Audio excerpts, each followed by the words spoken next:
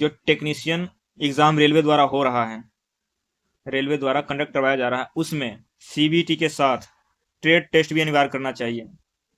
क्योंकि दोस्तों इसमें एक बहुत बड़ा काला सच है। काला सच ये है कि जो भी एसएससी के छात्र हैं, बहुत सालों से तैयारी कर रहे थे, उन्होंने क्या किया, किसी प्राइवेट आईटीआई या फिर पैसे के बल पर उन्होंने आईटीआई का सर्टिफिकेट खरीद लिया है और वही बच्चे रेलवे टेक्नीशियन एग्जाम में बैठ रहे हैं और जेन्युइन छात्र का सीट खा रहे हैं। पूरी जानकारी इस वीडियो में लास्ट तक देखें। चलिए स्टार्ट करते हैं लेवल 1 कोर्ट केस से। नमस्कार दोस्तों, मैं हूं लाइफ अप्रैल वाला। जैसा कि आप लोगों को पता है और पता चल भी गया होगा कि आरआरबी ग्रुप डी भर्ती को लेकर कोर्ट में चल रहे मामले का फैसला आ गया है। केट ने रेलवे के पक्ष में अपना निर्णय देते हुए याचिका को खारिज कर दिया है।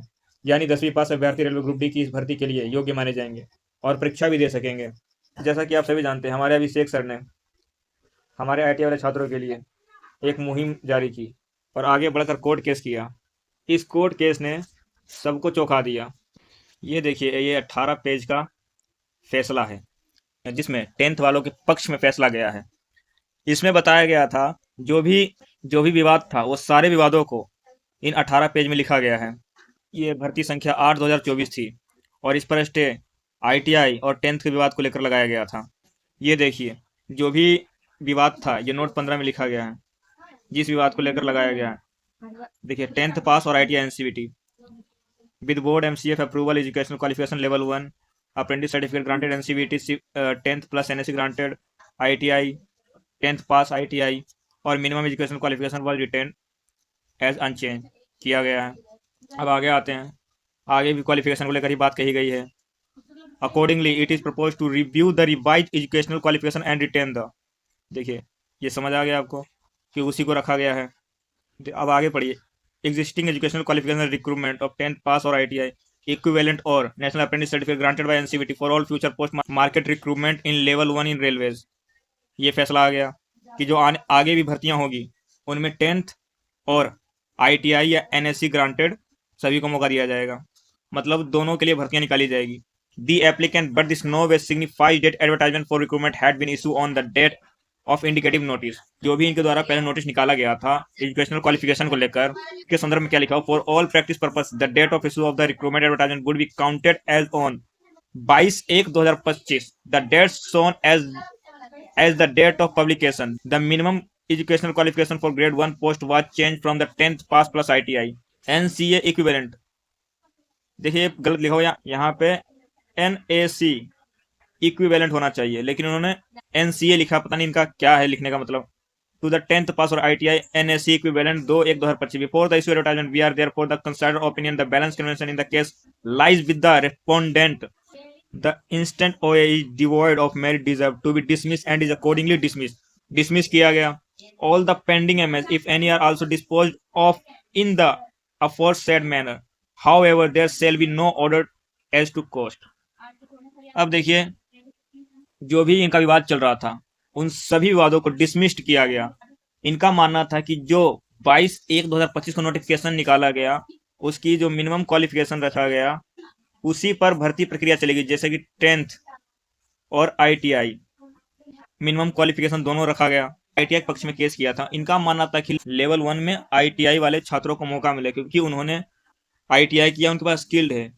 लेकिन उनको यह भी समझना चाहिए था, हमारे अभिषेक सर जी ने जिन्होंने मुहिम चलाई और आईटीआई छात्रों के पक्ष में कोर्ट केस किया, उनको मैं बहुत बहुत धन्यवाद। और उनका यह कदम सराहनीय है। मतलब उन्होंने छात्रों को सपोर्ट किया कि इनको मौका मिले। लेकिन मेरा मानना है आईटीआई छात्रों के लिए लेवल 1 नहीं बना, लेवल 2 पोस्ट होती है। क्योंकि 10th लेवल 1 माना जाए वो अच्छा है, लेवल 2 में आईटीआई होना अनिवार्य है। लेवल 1 में आईटीआई की कोई जरूरत नहीं है क्योंकि लेवल 1 में किसी भी स्किल्ड वर्कर की जरूरत नहीं होती। यह रेलवे भी जानता है। और रही बात जो भी इसरो, डीआरडीओ और बार्क, एनपीसीआईएल, इन सभी लेवल 2 को लेकर भर्ती कराई जाती है। तो हम ग्रुप डी में लेवल 1 के लिए आईटीआई की डिमांड करना सही नहीं है।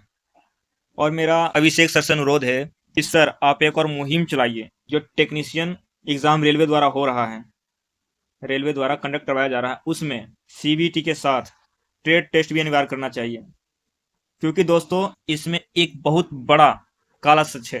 काला सच ये है कि जो भी एसएससी के छात्र हैं, बहुत सालों से तैयारी कर रहे थे, उन्होंने क्या किया, किसी प्राइवेट आईटीआई या फिर पैसे के बल पर उन्होंने आईटीआई का सर्टिफिकेट खरीद लिया है। और वही बच्चे रेलवे टेक्नीशियन एग्जाम में बैठ रहे हैं जिन्होंने आईटीआई में अपने 2 साल और 1 साल खर्च किया, क्लासेस ली, स्किल्ड सीखा, उनको मौका नहीं मिल रहा है और वह इस जॉब से वंचित हो रहे हैं। रेलवे ऐसा क्यों कर रहा है? और आप जानते हैं कि भारत सरकार द्वारा स्किल इंडिया की मुहिम चलाई गई थी। तो स्किल इंडिया की मुहिम चलाई गई थी तो स्किल्ड बच्चों को क्यों मारा जा रहा है? मेरा सवाल यही है, जिन्होंने गवर्नमेंट आईटीआई या प्राइवेट आईटीआई से भी मेहनत करके अपना सर्टिफिकेट प्राप्त किया है, उनका जांच कैसे होगा? जांच करने का एक ही तरीका है, वो है उनका ट्रेड टेस्ट या फिर स्किल टेस्ट। इससे स्टूडेंट की योग्यता की जांच की जा सकती है कि बच्चे ने टेक्निकल नॉलेज लिया है या नहीं लिया। इसके लिए रेलवे सीबीटी के साथ ट्रेड टेस्ट क्यों नहीं ले रहा है? ये सबसे बड़ा सवाल है। ट्रेड टेस्ट क्यों नहीं ले रहा है? जो भी पूर्व भर्तियां होती थी एएलपी और टेक्नीशियन की, दोनों में ट्रेड टेस्ट अनिवार्य होता था। लेकिन अब की भर्तियां में क्या हुआ कि एएलपी को अलग कर दिया गया और टेक्नीशियन को अलग कर दिया गया। पहले क्या था कि एएलपी और टेक्नीशियन दोनों साथ होते थे और जो बच्चे सीबीएटी एग्जाम देते थे उनको मौका मिलता था कि वो एएलपी ज्वाइन करेंगे या टेक्नीशियन ज्वाइन करेंगे। वो बच्चे को निर्भर करता था उनको कौन सी पोस्ट लेनी है। जैसे जिस बच्चे को एएलपी पसंद था वो एएलपी में चले जाते थे, जिनको टेक्नीशियन पसंद होता था वो टेक्नीशियन में चले जाते थे। ये कब जाते थे? ट्रेड टेस्ट और सीबीएटी टेस्ट के बाद। रेलवे द्वारा ट्रेड टेस्ट को टेक्नीशियन पोस्ट से क्यों हटाया गया? इसके लिए भी हमारे अध्यापकों को जुड़ना चाहिए और ट्रेड टेस्ट अनिवार्य करवाना चाहिए टेक्नीशियन एग्जाम में। क्योंकि जब आपको टेक्नीशियन चाहिए, तकनीकी वर्कर चाहिए, तो आप ओनली सिंगल पेपर में एक योग्य टेक्नीशियन की भर्ती कैसे कर सकते हैं? और आप कैसे जान पाएंगे कि जो छात्र आपने एक सिंगल पेपर से कंडक्ट करवाया था और जिन छात्रों ने एक सिंगल पेपर से एग्जाम को पास भी किया, टेक्निकली स्किल्ड है या नहीं? मेरा हाथ जोड़ के उन अध्यापकों से निवेदन है जिन्होंने आईटीआई के लिए मुहिम चलाया, वो इस मुहिम को भी आगे बढ़ाएं। टेक्नीशियन एग्जाम में ट्रेड टेस्ट लागू करवाएं ताकि उन गरीब छात्रों को लाभ पहुंचे जिन्होंने पूरी मेहनत से आईटीआई में अपना समय दिया और टेक्निकल नॉलेज प्राप्त किया। जो केट का फैसला आया, इसमें देरी क्यों हुई? इसका मेन रीजन था बिहार इलेक्शन। मतलब बिहार इलेक्शन से पहले अगर यह कोई भी अपडेट देते तो इनका इलेक्शन पर अच्छा खासा प्रभाव पड़ता, क्योंकि आईटीआई के मुकाबले 10th के छात्र की संख्या ज़्यादा थी और इनको पता था अगर यह कुछ गलत परिणाम देंगे तो केंद्र सरकार को बिहार के इलेक्शन में काफ़ी बड़ा झटका देखने को मिल सकता था। इसलिए उन्होंने 4 तारीख को फैसला ना देकर 12 तारीख को फैसला दिया ताकि बिहार में चुनाव खत्म हो जाते और इनसे कोई उनके चुनाव पर इम्पैक्ट नहीं पड़ता। क्योंकि सरकार चालाक है और सरकार बच्चों को जानती है कि बच्चों का माइंडसेट क्या है। अब रही बात, दिल्ली हाई कोर्ट से भी स्टे हटा दिया गया। केट से फैसला आने के बाद रेलवे के वकील चले गए थे दिल्ली हाई कोर्ट। क्यों गए थे? स्टे हटवाने के लिए।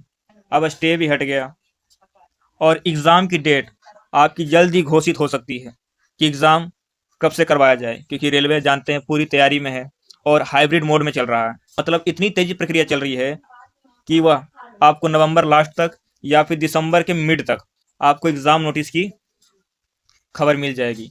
आप अपनी तैयारी करते रहें और किसी भी प्रकार की लापरवाही ना बरतें ताकि आपके एग्ज़ाम पर किसी भी प्रकार का प्रभाव ना पड़े और आप इस एग्ज़ाम में सफल हों। और उन अध्यापकों तक पहुंचाएं जिन्होंने आईटीआई वाले छात्रों के लिए मुहिम चलाई और उनको सपोर्ट किया। और यह वीडियो इतना शेयर करिए कि रेल मंत्रालय तक पहुंचे कि टेक्नीशियन में ट्रेड टेस्ट अनिवार्य करना चाहिए ताकि स्किल्ड टेक्नीशियन रेलवे को मिले, रेलवे दुर्घटनाएं कम की जा सके। क्योंकि जितना स्किल्ड टेक्नीशियन होंगे उतनी ही रेलवे टेक्नोलॉजी में आगे बढ़ेगा और टेक्निकल काम अच्छे तरीके से होगा। क्योंकि एक टेक्निकल व्यक्ति ही जानता है किस काम को किस तरीके से किया जाए, ना कि एक 10th किया हुआ छात्र जिन्होंने चोरी से सर्टिफिकेट बनवाया हो, जिनको कोई भी टेक्निकल नॉलेज ना हो। इसलिए मेरा अनुरोध सभी छात्रों से है कि इस वीडियो को इतना शेयर करें कि यह वीडियो अभिषेक सर तक और रेल मंत्रालय तक पहुंचे। अगर यह आपको दी गई जानकारी अच्छी लगी हो तो हमारे चैनल को like, comment, share and subscribe जरूर करें। धन्यवाद।